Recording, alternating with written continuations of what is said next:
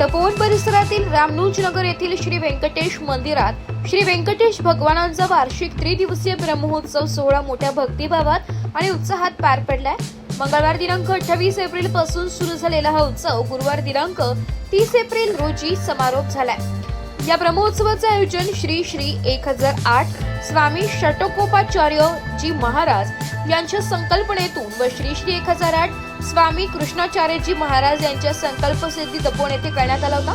उत्सवादरम्यान विविध धार्मिक कार्यक्रमांचे आयोजन करण्यात आलं होतं। उत्सवाच्या पहिल्या दिवशी गंगा पूजन, स्तोत्र पठणासह जलनायन कार्यक्रम पडलाय। त्यानंतर श्री रमाकांत शास्त्रीजी यांच्या हस्ते भगवानाचे विशेष तिरुमंजन अभिषेक करण्यात आलाय। पुढील दिवसात भोग आरती, अखंड रामायण पारायण तसेच अखंड तुलसीकृत रामायणाचे पठण यांसारखे धार्मिक विधी भक्तांची उपस्थितीत संपन्न झाल्या। या संपूर्ण सोहळ्याचे मार्गदर्शन श्री स्वामी 1008 कमलाकांताचार्यजी महाराज यांनी केला। 3 दिवस चाललेल्या या ब्रह्मोत्सवात मोठ्या संख्येने भाविकांनी उपस्थित राहून दर्शनाचा लाभ घेतलाय। तपोवन येथील श्री व्यंकटेश मंदिरात पार पडलेला हा उत्सव भक्तांसाठी आध्यात्मिक आनंदाचा पर्व ठरलाय।